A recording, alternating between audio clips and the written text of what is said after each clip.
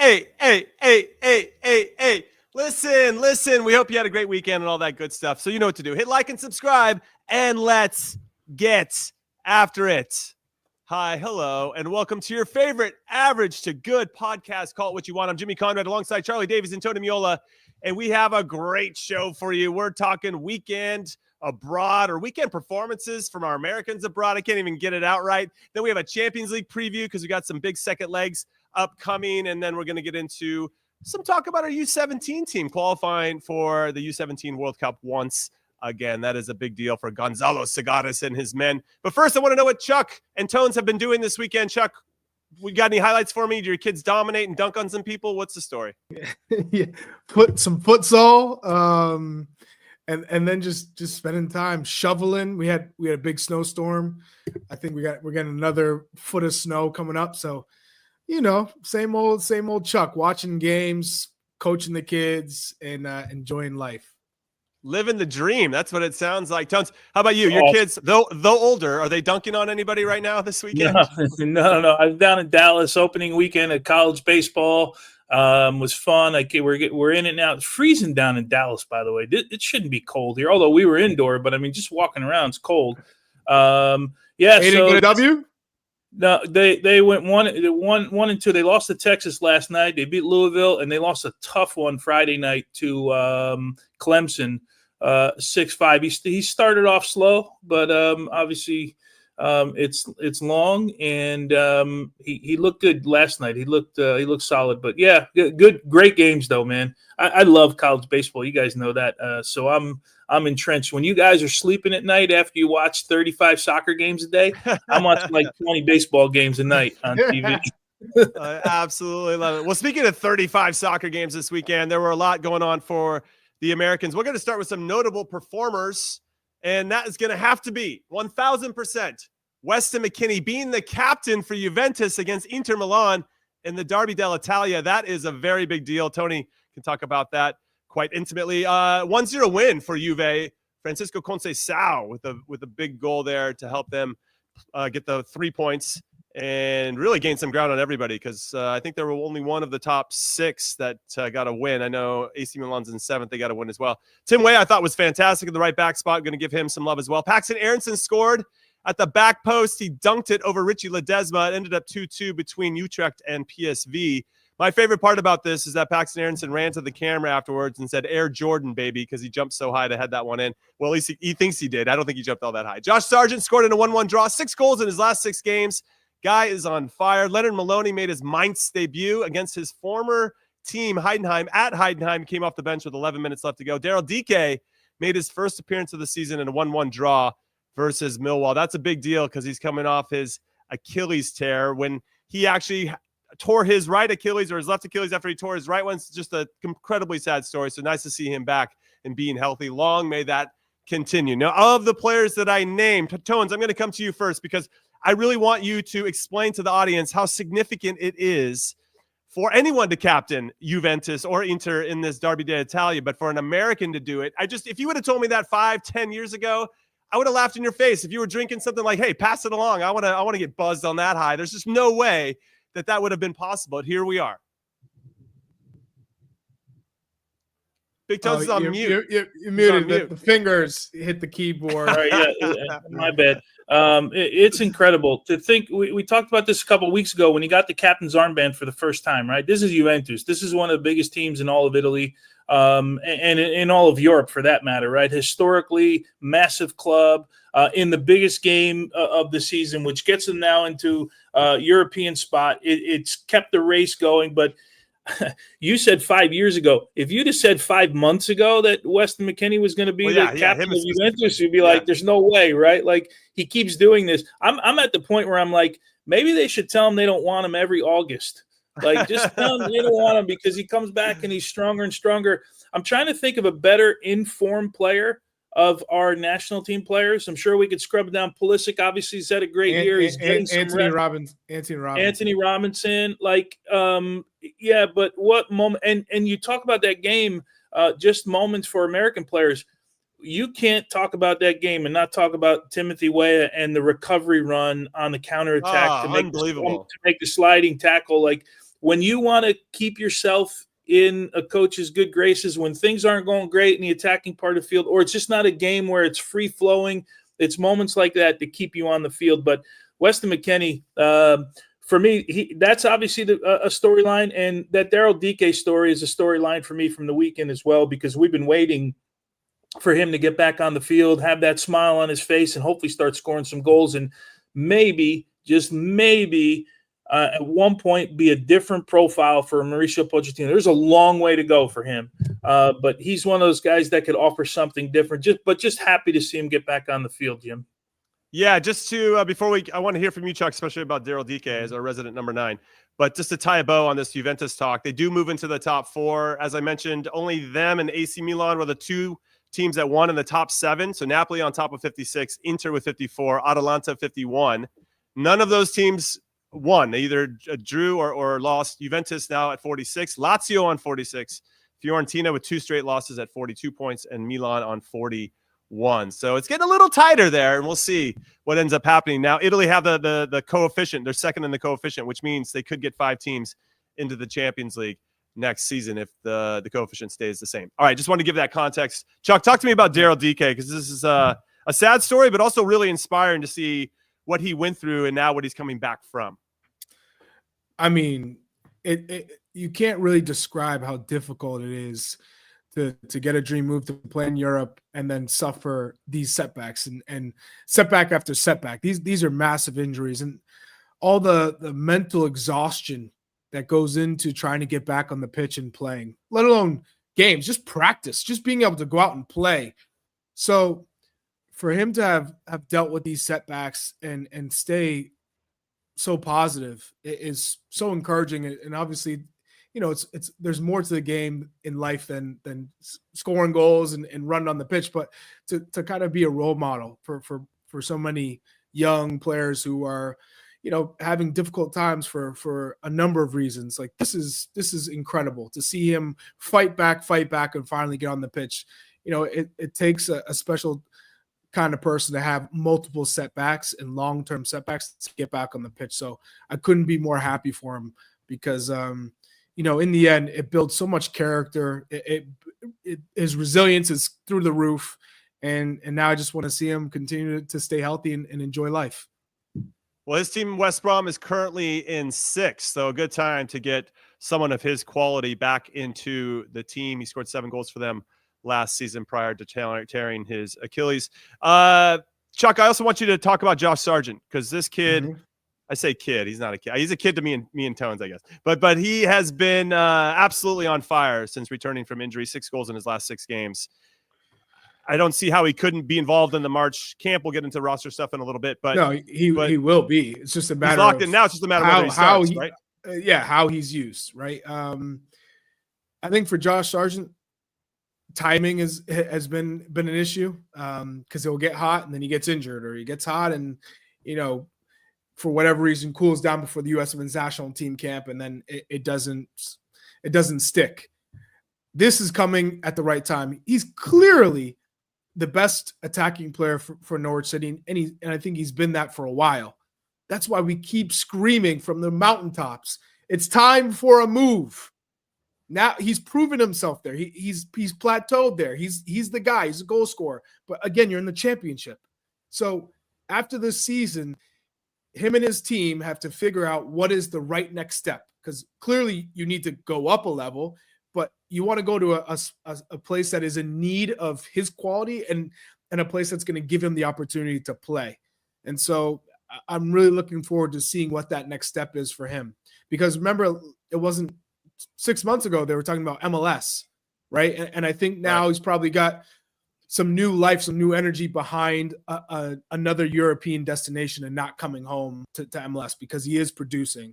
So I really hope that that's the next step. Now, to go back to players I'm excited about over this past weekend, I really am excited about Tanner Tessman getting the full 90 for Lyon. I know they beat up on Montpellier, the last place team, but Pochettino has already talked about how he really likes Tessman, right? And you need to play. In order to get called up, you need to play. So I think he's really trending towards a lock for the Nations League if he continues to play and obviously play well. He's played a full 90. And then Yunus Musa. I don't know, Tony, how you felt about this, but I really liked his positioning in the game versus Verona. I like that he was taking chances. I mean, he probably should have had a goal or two, some chances at the top of the box. He got in on the end of that pass from Reinders in the first half that he slid, kind of did a slide shot, went over the crossbar. Second half, took a couple chances. I like that he's not. I think look back last year, he's not taking that shot. He's passing it, and I think that is more tentative. He's playing safe. Here, it feels like he's coming out of his skin a little bit more. So I'm really happy that he got the full 90 in Milan's win. Yeah, and speaking about it too a little bit, right? He's having a say about this team. He tweeted or texted put on Instagram something about momentum and all of this stuff. And I think he's talking more about the team, but he's becoming a little bit more vocal. I think, guys, I've said this before. We're going to get a real idea. There you go. We're going to get a real idea of where Musa sits with Conceição, I think, this midweek. Massive game. They're down 1-0. Against the Feyenoord side that was really, really feisty a week ago, or a little less than a week ago now, but it'll be a week between when they play. It's going to be important. I think if he does somehow replace Fofana in the midfield, because I think Christian got himself a rest on the weekend, Leao got himself a rest, that would be massive. But he's also becoming a guy I think that Conceição is looking at and going, I got to get him on the field somehow. Like, I have to figure out how to get him on the field. And that's all you can really do, right? With your managers, we all know that, right? Is give them a reason to put you on the field, not a reason to take you off the field. Interesting. Why do I go right to Gio Reyna when you say something like that? Sorry, I'm not stirring the pot. We'll save that for a second. I do on a much more depressing note. We do need to talk about James Sands, who has made an incredible transition from NYCFC to St. Pauli. Really locked himself in as one of the sixes for the club, and suffered a severe ankle injury, which also impacted his knee. He is out indefinitely. He's had surgery, and we wish him the very best in his long road to recovery. Maybe in his downtime, the silver lining, come on the show and talk with us a little bit. But we wish him the very best, of course, because I was really impressed with how he'd been performing. I know that St. Pauli obviously is going to be scraping into trying to get out of the relegation zone for most of the season, and that was going to be a difficult challenge to actually maybe demonstrate that he could play, right? Get the ball down on the ground and play a little bit. But I love how many of our players in our player pool are making themselves undeniable, to your point, Tones, where Yunus Musa, Conceição needs to get him on the field. Weston McKennie, Thiago Motta, every week he's like, I got to get this guy on the field. He can play so many different things. He's so valuable to the team.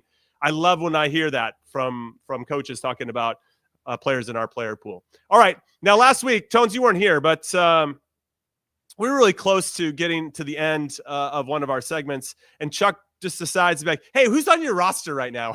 Which is like a 20-minute conversation, but Chuck wants me to cram it into 30 seconds. I was on the spot, so I put him right on the fillet. Right on the spot. Right on it, and I named 17 players, and I want to go through those now because we want to get your thoughts. Everybody listening and watching, of course, if you missed that show, and I know what are you doing with your life if you're missing any shows. But Tones, I want to make sure that we get your opinion on this as well. This is what I had, and I'll read it out, and then you can jump in. Matt Turner and Zach Steffen for me locks as goalkeeper. Jedi Robinson, Tim Ream, Mark McKenzie, Chris Richards, Joe Scally would be my defenders.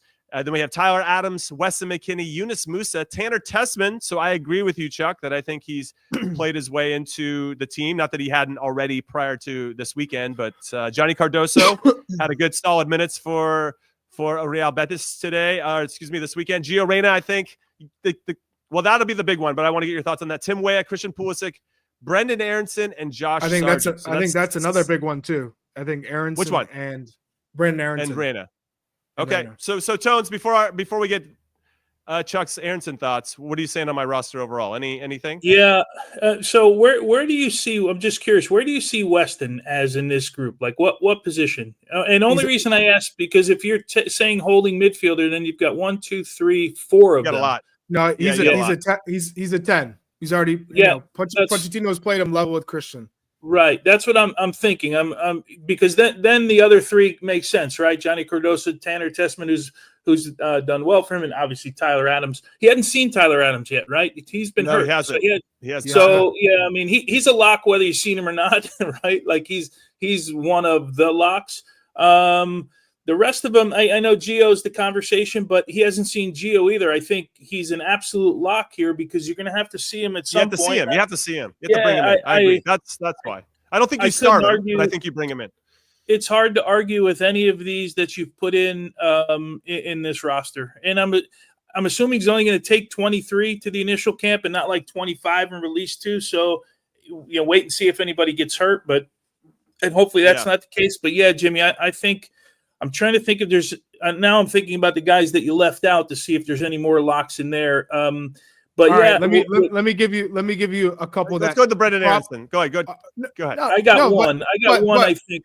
Go ahead. But I think between Austin Trusty, and Cameron Carter-Vickers, one of those guys will come in. I don't think both, but I think one of them. But okay, say he calls in Trusty and then that's it. Like, why would you ever call in Cameron Carter-Vickers again? You're elected to pick, but that's what I'm saying. That's the point. Is you have 3 center backs. You're going to bring one more, right? Right. And then you have Gio, Brenden Aaronson, Paxten Aaronson, Diego Luna, Gianluca Busio, and Jack McGlynn. Right. That Jack McGlynn's the last one on that list. And then at strikers, Brandon Vasquez, Haji Wright, and Patrick Adjiman. Those are the other 3, right? Yeah. So I don't think any of those are actual locks, though. But I think that's those are the guys in the pool right at the moment. Right. The one I throw in there, I got to think there's some fascination with Diego Luna for them, that they saw enough in the last camp. Right, that there's a fascination to bring him in with the first group because he has a completely different profile than some of the guys that we have right in the group. Mm-hmm. As far as the forwards, I'm with Charlie here. The 3 names, Adjiman, wrote them down, Wright and Vasquez. I personally think there's also a fascination with Adjiman and the different profile. Although I don't know. We know Haji Wright is finally back. Don't know what his form is. Has World Cup experience. But those 2, McGlynn is a tough one, right? Because he had a great camp, but he's in a part of the field where, like, the numbers just don't for him, right? As much as he's a player. So yeah, I don't see any of the MLS guys. I guess the MLS guys will be a couple weeks into their season. I don't think he does. Yeah. Sorry, Tones. Sorry, I think I don't. My computer said it. My mic was. I don't have a mic. Obviously, I'm on the road. It said my mic was unplugged, but I don't have a mic plugged in. So me, technology. I don't even know how that happens. But McGlynn, the addition just doesn't add up for him in the midfield with the numbers. As much as I like the player and would like to see him get a chance, the Diego Luna would be the one to add. The question for me then is, ultimately, where you put Eunice, Weston, and Tim Weah. Tim Weah, do you put him as kind of the right back? Obviously, he demonstrated he can hold his own against very good players, most specifically this weekend. Jimmy, he's already had them. He's already played them in positions. He's already basically. But he hasn't had Tim Weah, right? Play them. Yes, he has. When did he have? Remember, he played Anthony Robinson and Tim Weah on the same side. The game that Anthony Robinson came inside as like an inverted left back. Yeah. Okay. So he played him on the left side where we hadn't seen Tim Weah, and he played them together and they played really well together. Correct. So I think it's already there's already a blueprint of how he wants to use them. The thing is that you throw in is they're so flexible that Weston and Tim can play anywhere on the pitch. So that kind of hurts the utility guys because you go, well, if I'm in a pinch, I have somebody who can play in Serie A at the highest level in different positions. They play different positions before. No, at the highest level in big matches, Tim Weah can play at right back, right wing back, left wing back, or right wing, left wing. That's incredible. Weston can do the same thing. He's played every position. So I think when you're looking at that, you say, well, that kind of hurts the guys who are maybe second, third choice in in those positions, right back, left back, or those wing spots. And Yunus Musa, I think we all think he should be played centrally, but we've seen him already being deployed on the right wing. So I think he's a guy that's got to be on the pitch. Ultimately, this is good. These are good problems. We have options, and we have some depth in some areas of the field, almost too much depth, which is a nice luxury to have. Now, in some other areas, striker feels a little thin, obviously due to injury. Center back still feels nobody's really grabbed it with both hands outside of Tim Ream, but he's just on the wrong side of 35 years old. And so nobody's pushed him out.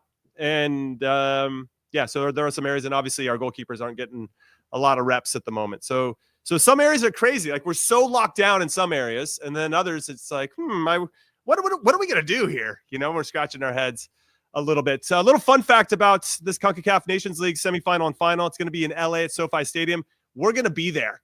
Yeah, it's awesome. We don't know all the details of when and where, but if you're in LA, if you're going to go out to this event, the semifinal and final, you're going to have to find us. We're going to the word is we might be doing some live shows in front of a live audience. So just be on the lookout for that. I wanted to tease it because it's a big deal. We're hitting the road. Call it what you want. It's hitting the road, and it should be a lot of fun. All right, we're going to take our first break of Call It What You Want. When we come back, we got to pop champagne. For what? Just being awesome? Is that for being average? For us being together, like in LA, live show. In one place. That's true. That deserves some champagne. We'll make sure we talk to the right people about that. But when we come back, we're going to talk about the Champions League. Got some big ones coming up for our player pool. Don't go anywhere. The clock never stops. Relive the greatest moments with uninterrupted highlights and more. It's Gareth Bale. Ronaldo. Wonderful goal. On the UEFA Champions League channel. Streaming free. Oh, baby. Welcome back in to Call It What You Want. I'm Conradinho alongside Chuck Wagon and Big Tones. And what we want you to do, especially if you're watching on the Glosso America YouTube channel, after you hit like and subscribe and turn on your notifications, of course, is to give us your predictions for the Champions League, leg 2 of the playoff phase to get into the round of 16. We got a couple of Italian teams that need to fight their way back at home. We got Milan, that are losing 1-0 to Feyenoord. That game is on Tuesday. Bayern Munich is up 2-1. They're heading back to the Allianz in Munich over Celtic. Can Celtic find a way to make that happen? I'm not so sure. Benfica up 1-0 over Monaco. All three of those games are on Tuesday. Then on Wednesday, you got Dortmund hosting Sporting. They're up 3-0 after leg 1. And then PSV are hosting Juventus after losing 2-1 in leg 1. So we'll see if Juve can get into Eindhoven and get a result. They're going to have a lot of work to do. PSV, very difficult to play against at home, but not maybe in their best form, and obviously have some key injuries to a couple key players. But let's talk about Milan first with our resident Milan fan, our Milanista, Tony Meola. Now, that first game, I thought Sergio Conceição, the manager, took a risk. Yunus Musa wasn't available, right? He had a suspension, so he was out. But he took a risk playing his 4 best attacking players. You got Jimenez, who just joined the team. You got Leao on the left. You have Pulisic on the right, Joao Felix underneath. And it just didn't seem like the team was very balanced, right? There's too many luxury players, Tones, right? They needed a water Everybody carrier wants the ball. Yeah. Nobody. And the pressing seemed a little bit disjointed. And so, obviously there's a trickle down effect. If somebody's a step late on the press, then teams can play through you. And it wasn't their best performance, but they're obviously still in the tie. They're 12 games unbeaten at home in San Siro. They've only lost twice all year at home. That was once to Liverpool, which, okay, fair enough. They were up 1-0 in that game too. And then they lost to Napoli at home as well. But those two teams are very good. Everybody else they've gotten points off of. So I'm feeling good that Milan will come back, but give us your thoughts overall on the situation with Conceição and the team. Yeah, I think he goes the same way with those 4 up top, Jimmy. Do you really? Yeah, I think he does. Whoa, I think that's his, and bold. I think the storyline for me is still Yunus Musa. And if he replaces Fofana in the midfield, if it were me, he's been better than Fofana the entire season. I've not been impressed with Fofana for what we thought was coming to Milan and the player that they thought they were getting. Reinders, I don't think you can take out of the lineup because he's had such an outstanding season. The one thing that concerns me most is the fact that they start so slow in games. They haven't had a good first half under Conceição, and I don't know, what's 10, 12 games, whatever it's been. They haven't played well any of those games. The difference was They didn't pick it up very much in this game either, until probably the last 15 minutes where you thought, okay, they were going to score. But, of course, you're on the road. Feyenoord's always it's so tough to play there, and you give up just a poor goal. Magnan lets that ball slip underneath him, and you put yourself in a hole. But hopefully it'll be different tomorrow. My guess is the work has been in that attacking four, and I think that's why we saw Leao and Christian get rest this weekend, because of how important this game is. Christian, that was probably his worst performance of the season for Milan, but he set such a high standard so far this season that I think we'll see a different Christian Pulisic, which seemed like they got crowded in that game. Feyenoord was really organized. Paixão was outstanding. I wasn't sold on the Haji Musa guy on the other side. Julian Carranza, if he plays, I think is an advantage. The ex-Philly player, that's an advantage for Milan. But they were really good. By the way, the kid Motor, where did he come? I think he came from Brighton in the midfield. I thought he was outstanding. And Belin, the center back, and Reed, I don't know if you saw his comment after the game. I didn't realize, I told Charlie the other day, we were on air together, I didn't realize he's 18 years old until like 80 minutes into that one. And he said about Leao, no, it was, I'm paraphrasing, but he said, no, it wasn't very difficult. He didn't show me very much. Wow. He's 18 years old. So that for me is the matchup I'm going to watch, how Leao reacts, because he literally got called out by an 18-year-old. Now, not only that Leao matchup, but I do want to talk about Christian a bit, Chuck, because in his last 5 games, he's got 2 assists. Both came off the bench against Empoli, and they needed him to come in and be, the guy that saved it. But no, outside of that, the other 4 games in the last 5, no goal scoring contributions. And to Tony's point, not his best performance against Feyenoord in leg 1, but we know the guy's a top pro. There's no doubting his desire and work ethic to make plays and want to make plays. It's just a matter of, and you mentioned it before, is there enough of the ball for everybody? Is Christian still picking up the ball in the same spaces? And if he does pick up the ball, is he running into somebody that's trying to now combine with him or occupy space in a way that hadn't happened before? Because you're adding 2 significant players to your attack, and Felix and Jimenez, excuse me. So it's just going to change the equation going forward. Yeah, I think Christian Pulisic just is tired. He looks tired, and that happens for players when you can go in and out of form, or you can just be fatigued. And I think he just caught that moment of the season where he's played a lot of games. A lot has been asked of him. You throw in new guys coming to the team and the chemistry's off. So I think it's a combination of him being tired and then the trying to figure out, okay, João Felix is running into my space. I've the team knows how I play in the tendencies, but now these new guys coming in, it's almost like you got to restart the process of like, okay, this is how you like the ball. This is where I like to be, and figuring out. Plus, you're throwing in some egos at the same time, right? There's a lot at the highest level. You have to incorporate mentality, egos, along with form and your tendencies. So I think it'll all pass. It'll eventually get to a point where they're all on the same page, and then Milan are that much better going forward. All right. From your lips to the soccer god's ears, I hope they can all figure it out. Obviously, they have a lot of talent. Hopefully they can. I mean, listen, it even took Mbappe, Vinicius Jr., Rodrigo, and Jude Bellingham a little bit of time, right, to kind of gel and get things figured out. And now they seem to be a well-oiled machine. I don't know how far we want to get into the Madrid conversation, but they don't like the referees, Chuck. That's the short. No, they don't. The short version. S27, who's always in the comments, is like, hey, we got to get Pulisic some coffee then. Come on, he's in Milano. He knows all about the espresso. He's good. He's good. Well, let's flip over to another Italian team. Tones, I'm going to come back to you on this. We touched upon it a little bit, but what do you think is Tim Weah's best position? Let's just start overall. Where do you think his best position is overall? But that might not be the same answer for where you think his best position is with Juventus.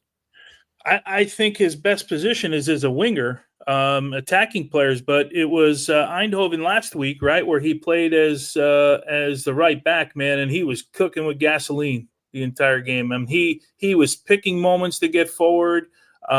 He got around the corner a few times. I think sometimes when you have a winger in front of you and you've got the pace he has, and if you get the timing right, you can actually be more dangerous getting around the corner, where instead if you're a guy that's going at players 1v1, the opposition, right, is setting things up to maybe bring some help, and then they slow you down a little bit.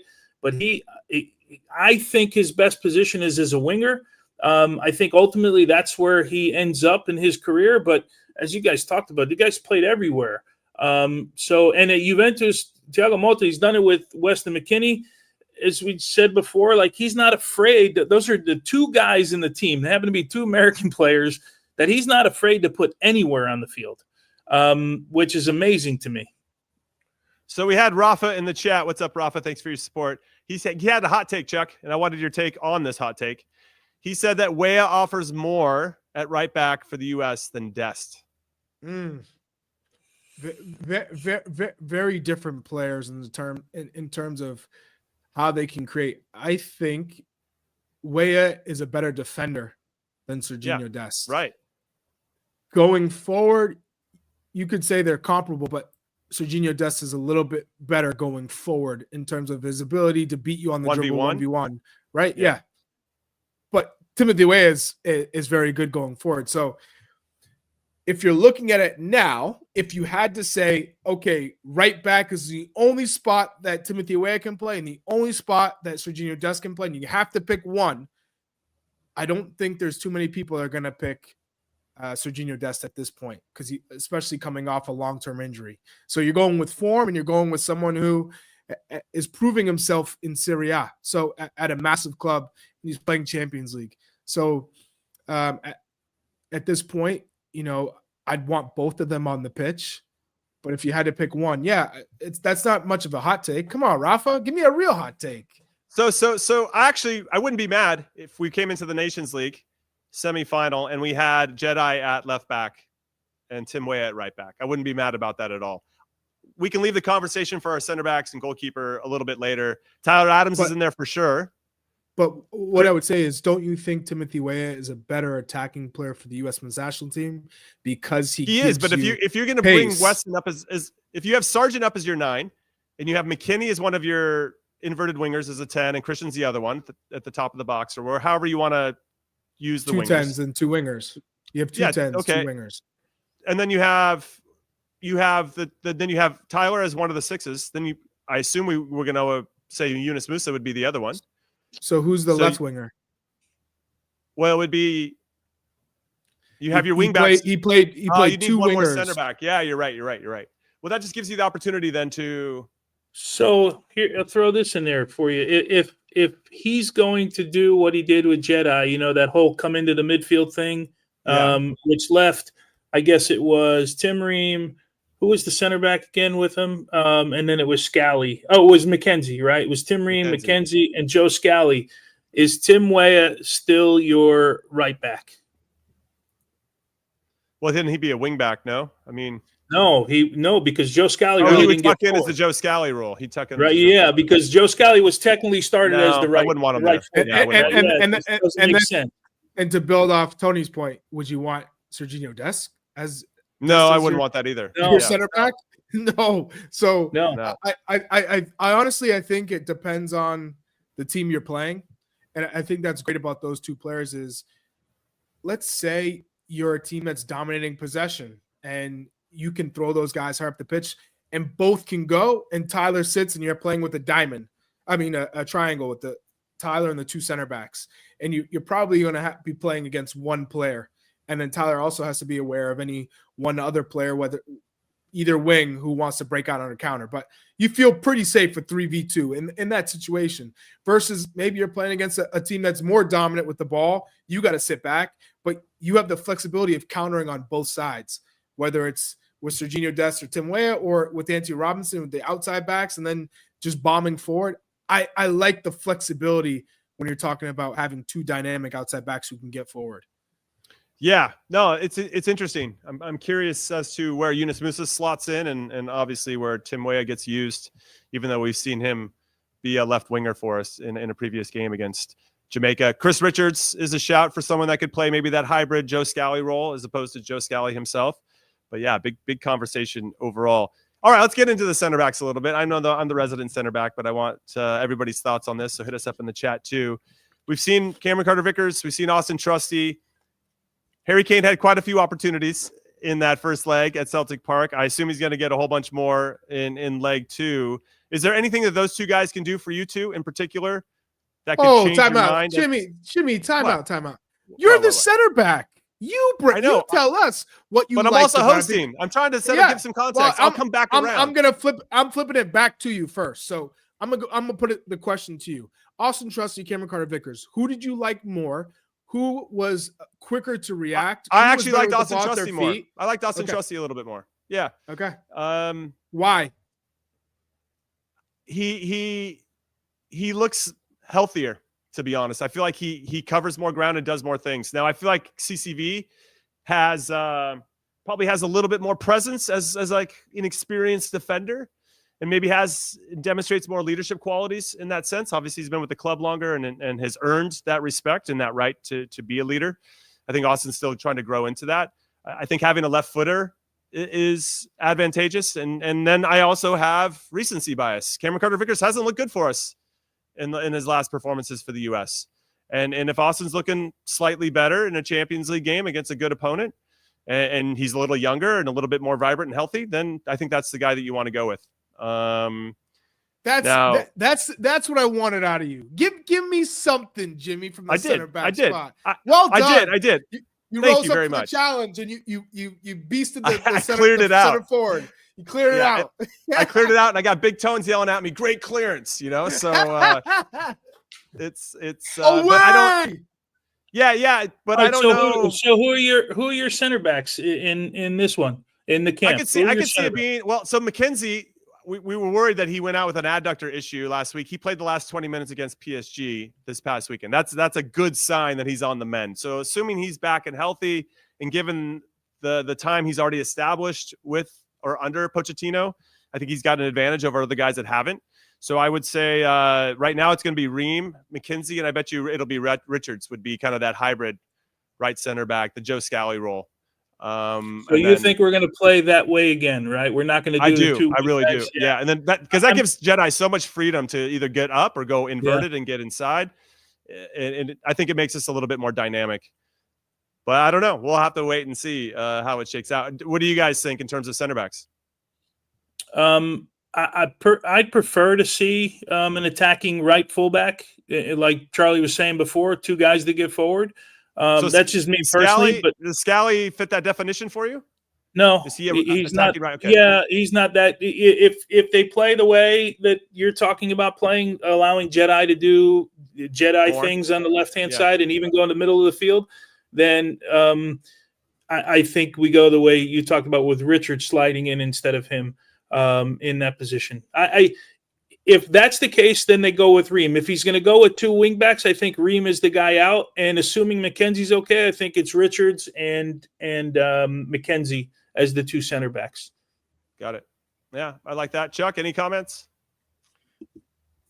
Because I wouldn't be. Ivis is in our chat right now saying Jedi on the left, Ream and Richards center backs, and Tim Weah on the right. I wouldn't be mad about that.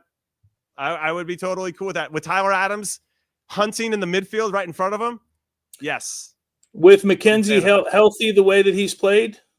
Well, I mean, yeah, you could have McKenzie over Richards but I like the way of Robinson. It's ultimately what I'm looking at, Tones, is the Robinson on one side and Tim Weah on the right. That just gives room to go ahead. Yeah. Sorry. I was going to say, I also want to pose that question of the Thursday to Sunday. We've seen in different iterations of the Nations League, managers not going with the same starting 11. Because of the short term, and you're trying to play, okay, who needs more rest than others, and figuring out, okay, Panama, if we play, 80% of our strongest lineup, like that should be good enough to get by that game and be fully rested for Canada or Mexico. So do you think that they could possibly do a partnership that isn't going to be the final if they make it to the final, that same partnership? And if I were to pick, for me, at this point, I'm going McKenzie Richards. And I know that Ream brings so much experience and he's calm on the ball. But I think you eventually have to move forward. So I think that's a good shout is Robinson, McKenzie Richards, and at this moment still Scally. because he will give you that balance because he's going to tuck in. And let's be honest, he's gotten better as a defender. He's adjusted to the pace of the international level. He's not going to go forward. I think we know who he is, but he's been pretty steady. So I give him so much credit because in the beginning he wasn't steady. He was always playing safe, and it almost to the detriment of the team because it was so predictable, the safe play. So if I'm a center forward, I go, when he gets the ball, I know he's going a 5-yard pass here or a 5-yard pass here. And the rest of my team, when we're pressing, force the ball to Scally, and it's going to come right back to us because we can jump that pass. I think he's gotten a little bit better now of making sure that I'm not always just playing these two passes, and my positioning's better. So I give him so much credit, and he's improved his defending. So I wouldn't mind seeing him there. And then you got to have the midfield set up where I think it's Adams, McKennie, and Pulisic. Adams sitting at the base, and he's really protecting that back four. And then McKennie and Pulisic have the freedom to roam. And we have seen that's opened up the attacking third for the U.S. Men's National Team. Now you got a striker who has a little bit more support with two guys coming underneath. And then your wingers, I think Weah and Musa probably still the two because Weah gives you the pace, and then Musa likes to come inside. It would be, obviously best case scenarios, you have Dest there because now Dest, as Musa comes inside, Dest can take the byline and just whip in balls all day, and gives you a little bit more width. But either way, I'm excited about this Nations League roster. Yeah, I am as well. I think that we'll see a lot of familiar names. That's why my 17 locks were my 17 locks, and we'll see who fills in the rest. I know we see some shouts for Nokai Banks, the 18-year-old who's playing for Augsburg right now at center back.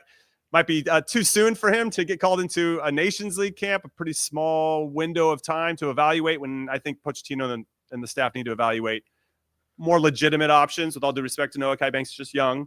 Gold Cup, maybe Gold Cup is where you give a Paxten, Aaronson, or Nokai Banks a longer look. But even that's like a real long camp. That's the best preparation we'll have for the 2026 World Cup. And I bet you we'll start to see more familiar names to continue to get entrenched in the philosophy and methodology of Mauricio Pochettino as he starts to really understand who he has in his player pool. All right, we're going to take our last break of Call It What You Want. When we come back, we're going to take your questions. So get those going in the chat right now. We're going to do Trigger Who You Want. We'll also give some love to the U17 U.S. Youth National Team. Don't go anywhere.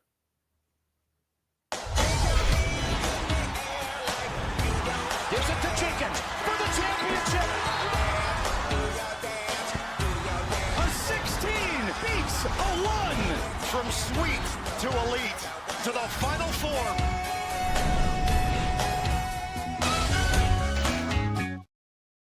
All right, welcome back into Call It What You Want. I'm Jimmy Conrad alongside Charlie Davies and Tony Meola, and we want to give a shout out to Gonzalo Segares, the coach for the U17 Youth National Team. The U.S. has now qualified for 19 of 20 FIFA U17 World Cups. That is the most, fun fact, the most of any nation. Brazil has clinched berths in 18 out of 20. We have done 19. So that will be very cool to see how these guys perform. We had Chase Adams on. Check it out. We did an interview with him, me and Big Tones, getting him on after he scored 10 goals in a game. We beat Cuba 2-0 in the last one to clinch it. 31 goals for, 0 against in our 3 games. And Chase Adams led the way with 11 goals overall. So make sure you check that out on the Gloss America channel. It was fun.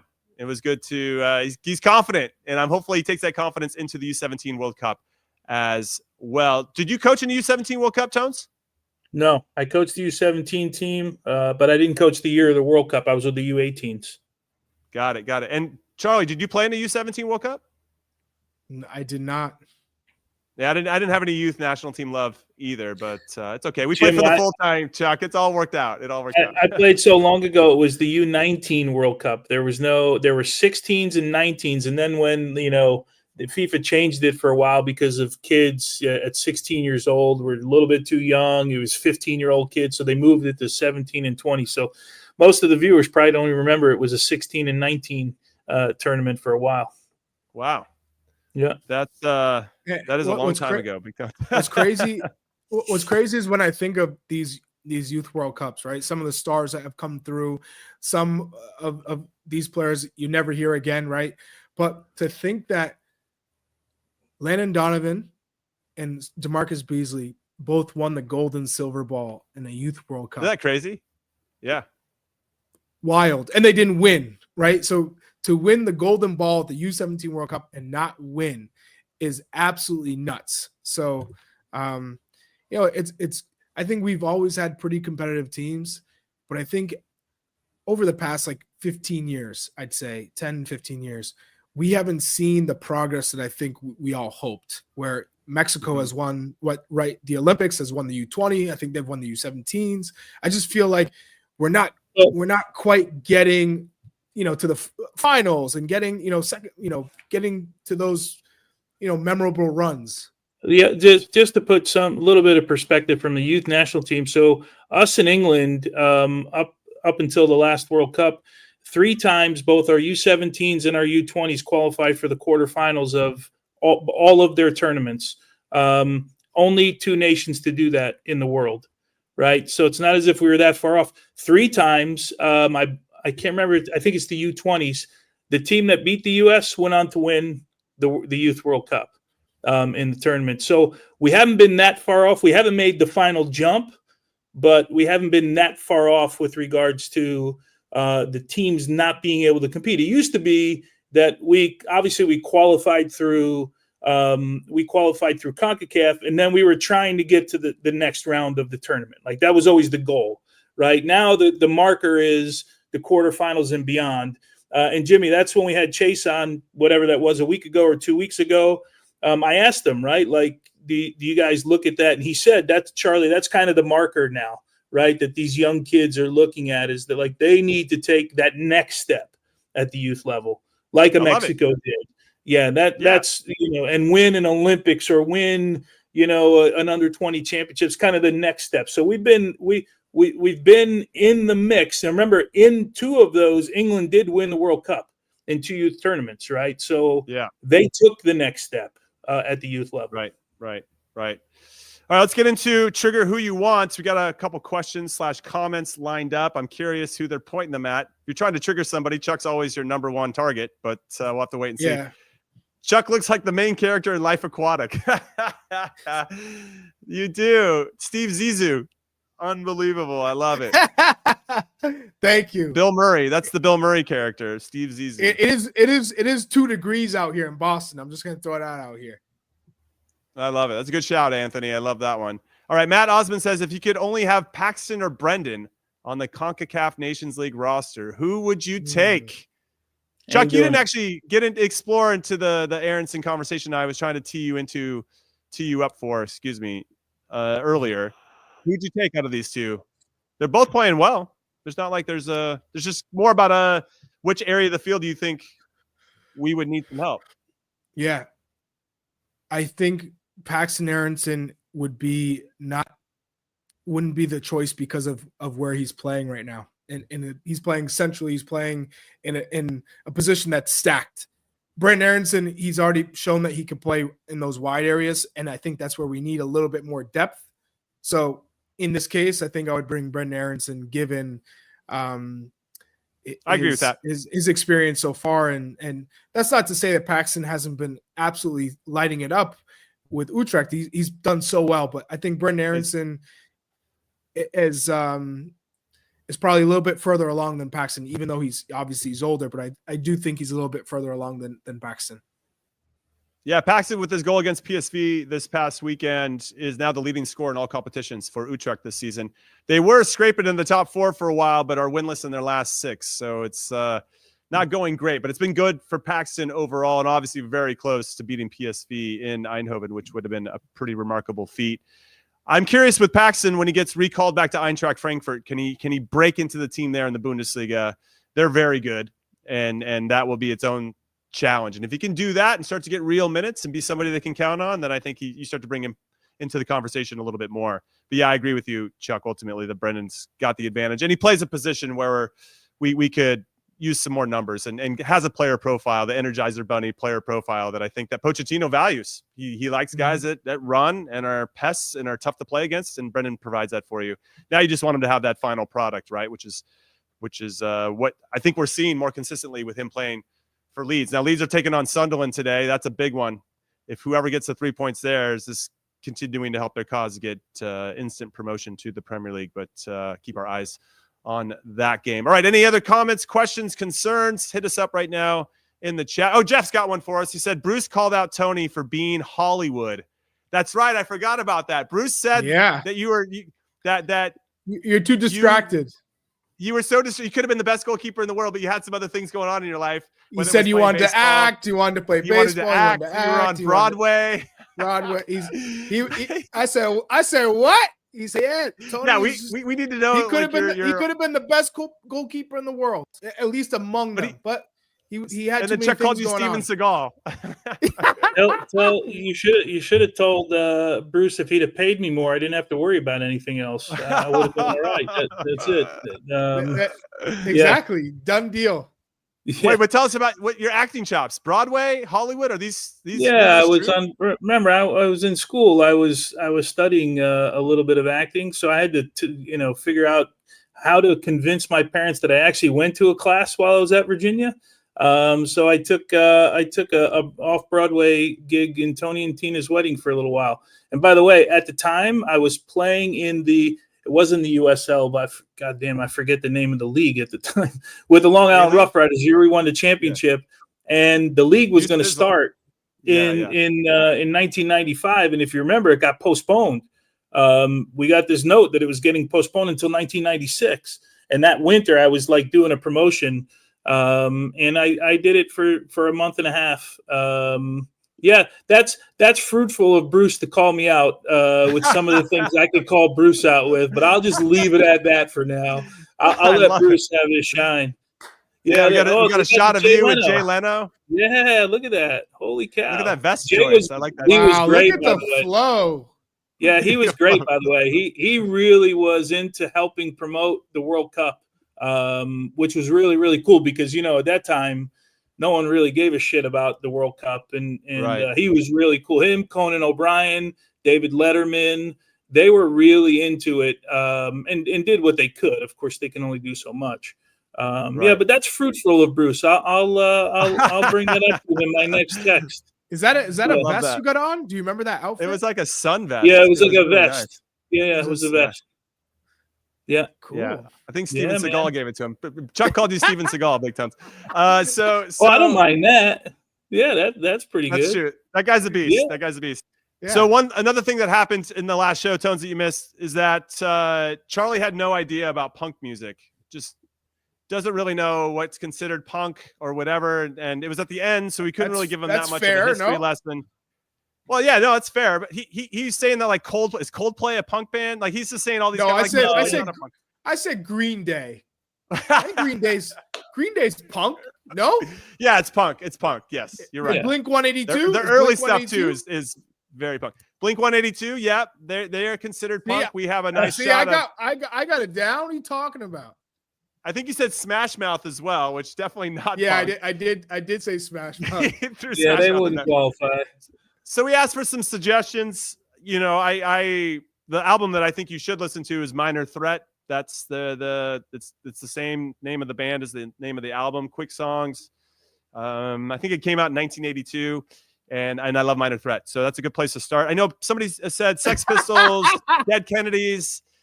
I love Bad Brains. Bad Brains is another one that I think you should listen to, Chuck.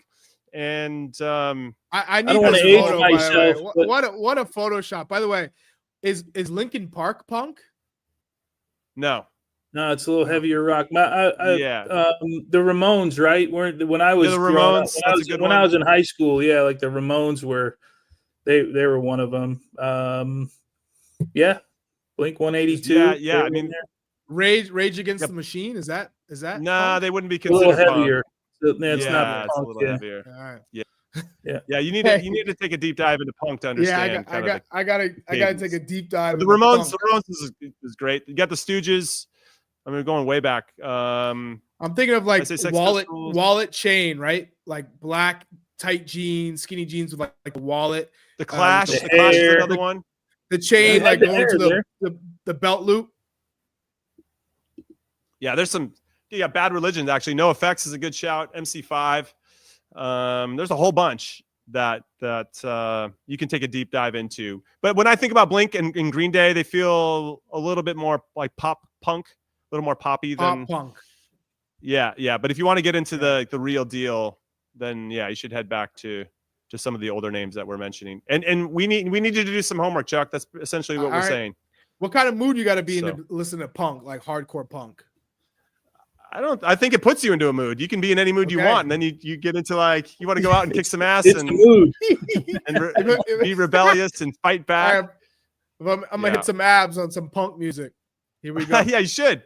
It's good for working out for sure. All right, that's it. We're calling it a show. Thank you so much for hanging out with us. As always, we appreciate your support, and make sure you keep hitting like and subscribe. If you're listening to this on your podcast platform of choice, any type of positive reviews are welcomed, 5-star in particular. But we're not twisting your arm. We know we're average to good, so wherever you think that falls into it. And come back and join us again on Thursday, 6 p.m. Eastern, 3 p.m. Pacific, live here on the Golasso America YouTube channel. And as I mentioned before, we're most likely definitely coming to LA for the Nations League. So be on the lookout for that. Circle that on your calendars. Hopefully we'll get to hang out in person with our amazing audience. All right, that's it. Thank you so much. We'll see you on Thursday. Have a good week. Enjoy the Champions League. Later.